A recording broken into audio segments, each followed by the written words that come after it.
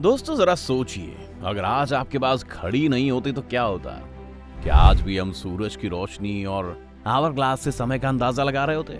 जी हाँ, अगर हमारे पास घड़ी नहीं होती तो आज के इस मॉडर्न टाइम में भी हम धूप और आवर ग्लास की मदद से ही समय का पता लगाने के लिए मजबूर होते। इसके अलावा एक एक सेकंड के हिसाब से चलने वाली घड़ी भी सिर्फ कल्पना ही होती। लेकिन इस कल्पना को हकीकत बनाया एक ताले ने, जिसकी अपनी एक इंटरेस्टिंग स्टोरी है।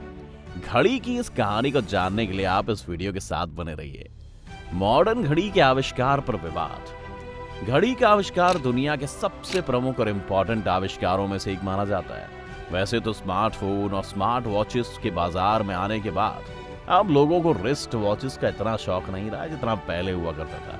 लेकिन अगर घड़ी का आविष्कार ना होता तो शायद हम एक्यूरेट टाइम का पता नहीं लगा पाते। और अब आज दुनिया जिस लेवल पर विकसित है उतनी नहीं होती। घड़ी का आविष्कार का श्रेय किसी एक व्यक्ति को नहीं जाता। घड़ी के इन्वेंशन के बारे में जानने से पहले आपको ये बताना बहुत जरूरी है कि इसका आविष्कार एक बार में नहीं हुआ था।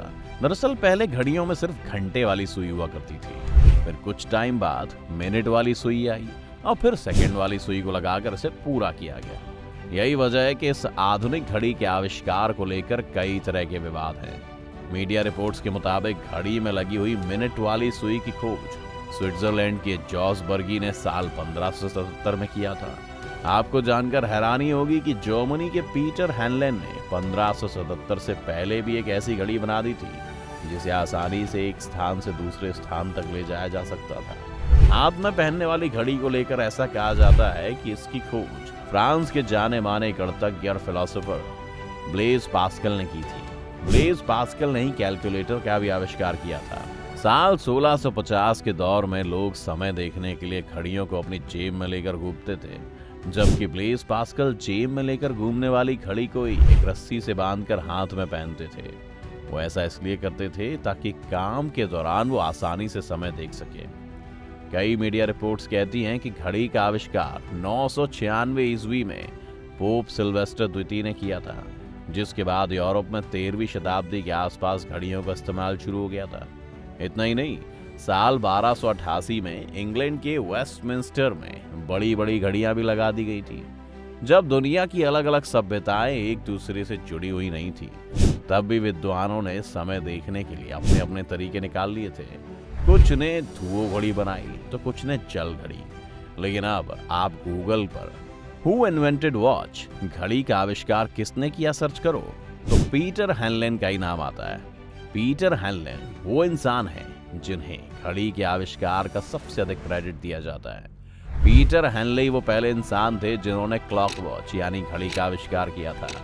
पीटर हैनले के द्वारा बनाई गई मशीन, जिसे क्लॉक वॉच का नाम दिया गया था, वो बिल्कुल सटीक समय बताता था। पीटर की टेक्निक का इस्तेमाल करके उसके बाद और भी एडवांस घड़ियां बनाई गई जो ज्यादा छोटी और बेहतर थी। लेकिन अगर आप सोच रहे हो कि पीटर हैनले के द्वारा घड़ी का आविष्कार करने से पहले लोगों को समय का पता नहीं चलता था, तो ये गलत है। पुराने समय में वैसे तो ज्यादातर लोग सूरज की दिशा देखकर समय का अंदाजा लगाया करते थे, लेकिन सटीक समय जानने के लिए भी लोगों के पास तरीके थे। भारत में करीब 5 जगहों पर जंतर मंतर जैसी जगहें मौजूद हैं जो बताती हैं कि उस समय के लोगों के पास ही सही समय देखने के लिए यंत्र थे, जिससे सूरज की रोशनी से क्रिएट परछाई की मदद से वो समय देखते थे। घड़ी के आविष्कार का श्रेय पोप सिल्वेस्टर द्वितीय को भी जाता है, जिन्होंने सन 996 ईस्वी में एक ऐसा यंत्र तैयार कर लिया था जो सही समय बताता था। इसके बाद साल 1988 में स्टीव मैन ने पहली लिनक्स स्मार्ट वॉच का आविष्कार किया जो सेल पर चलती थी। बात करें अगर पुमंदर वॉच की, जो दुनिया की पहली ऐसी घड़ी थी जिसको एक जगह से दूसरी जगह ले जाया जा सकता था, तो इस घड़ी का आविष्कार जर्मनी के नूर्नबर्ग शहर में ताला बनाने वाले पीटर हैनले ने वर्ष 1505 में किया था। खास बात यह है कि दुनिया की सबसे पुरानी घड़ी है जो अभी भी काम करती है। घड़ी का डिजाइन एक तांबे के गोले पर बनाया गया है जिस पर सोने का पानी चढ़ा हुआ है।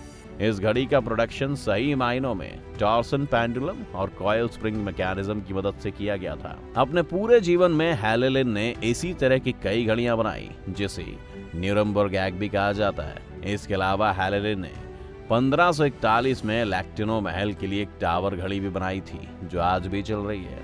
दोस्तों ये थी कहानी घड़ी के बनने की। आइए जानते हैं आखिर सेकंड की सुइयों की वैल्यू क्या होती है। तो इससे जुड़ी दो मान्यताएं हैं।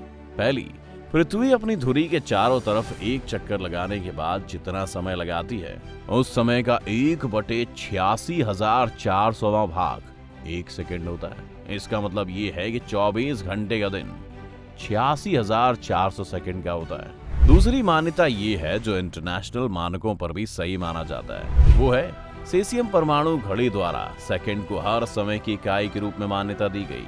इस तरह सेकंड की परिभाषा के हिसाब से वो समय है जब सेसियम इलेक्ट्रॉन द्वारा 9,19,26,31,770 चक्कर पूरा करने में लगाया जाता है। लेकिन ये तो उस सेकंड की बात है जो आज की घड़ियों में इस्तेमाल होती है। लेकिन एक वक्त ऐसा भी था जब लोग धूप घड़ी के इस्तेमाल से समय का अंदाजा लगाया करते थे।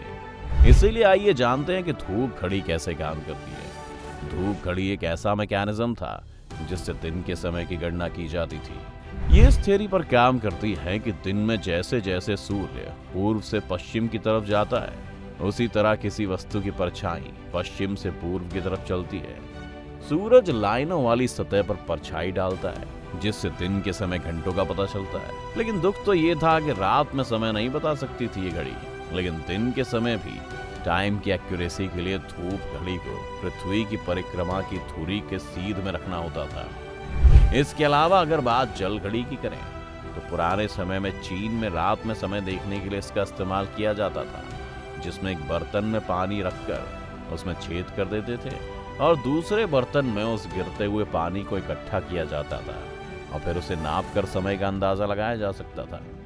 जिसके साल बीतने के साथ ही साथ बर्तन में पानी की जगह रेत का इस्तेमाल होने लगा, जिसे आप आज भी सजावट के तौर पर सामने देखते ही होंगे। दोस्तों ये थी घड़ी से जुड़ी हर वो बात जो आपको जाननी चाहिए। बाकी आप कौन से ब्रांड की घड़ी इस्तेमाल करते हैं आप हमें कमेंट में बता सकते हैं। आपको ये वीडियो कैसी लगी आप वो भी हमें कमेंट करके बता सकते हैं। साथ ही इस वीडियो को लाइक और शेयर करना ना भूलें और हमारे चैनल को सब्सक्राइब भी करें।